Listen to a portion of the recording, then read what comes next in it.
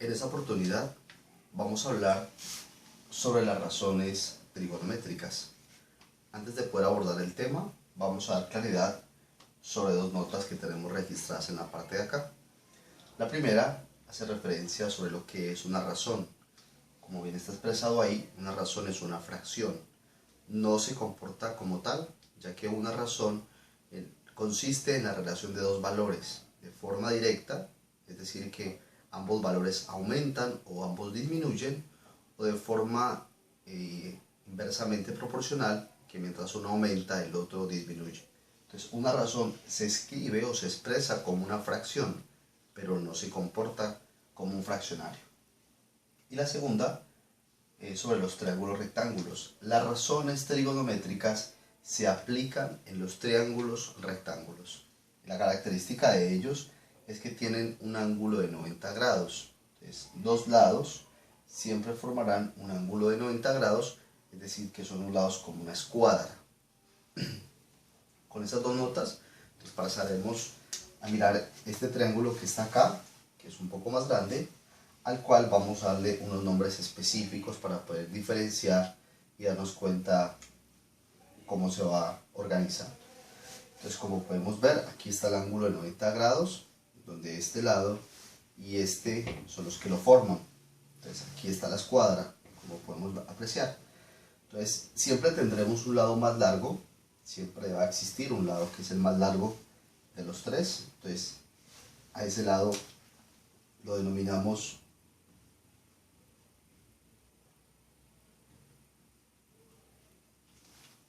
hipotenusa. Como bien lo decía, es el lado más largo del triángulo. También nos podemos decir que es el lado opuesto al ángulo 90 grados. ¿Sí? Están del lado opuesto. Muy bien. Esos otros dos, que no siempre son iguales, pueden ser un poco diferentes, uno más largo que otro, se denominan catetos. Entonces tenemos un cateto por aquí.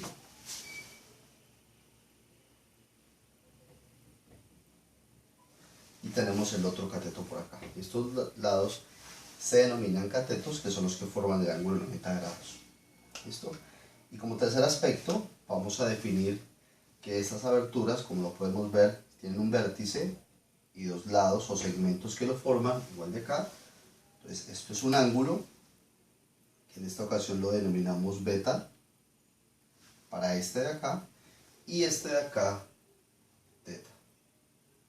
Recordemos que beta y teta son las letras que me permiten representar ángulos, ¿sí? Entonces ahí tenemos la característica del triángulo rectángulo. La hipotenusa, los catetos y los ángulos. Pues este ya sabemos que es de 90 grados. Bien.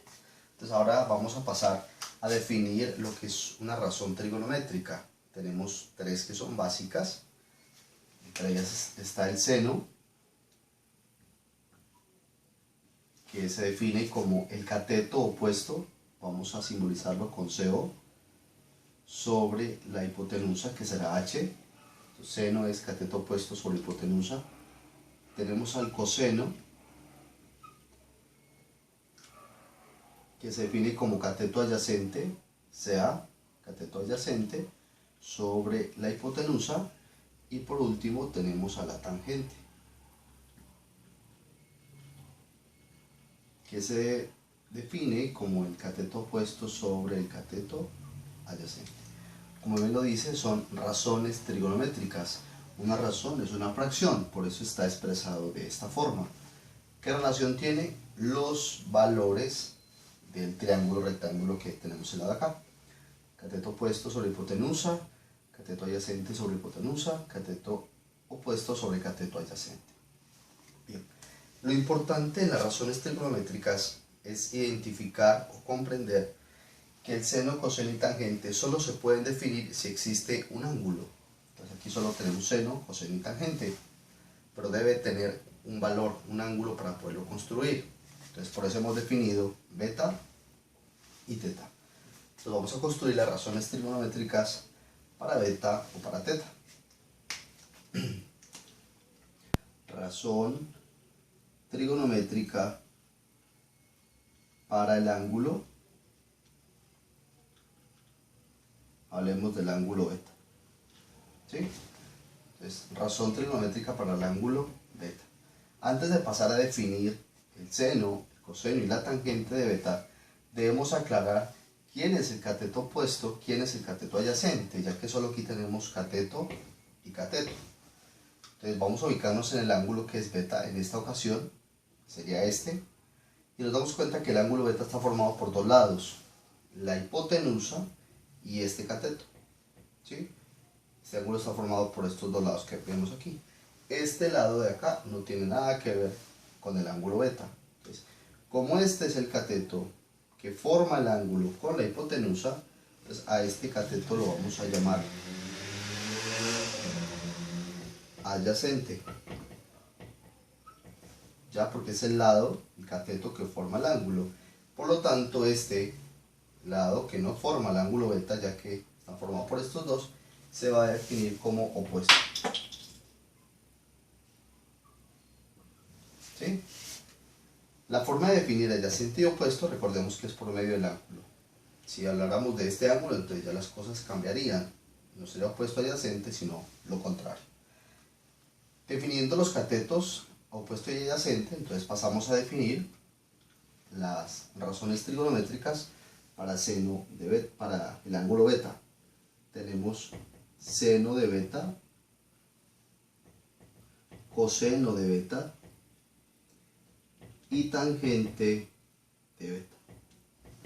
¿Sí? Entonces vamos a darle unos valores a estos tres lados.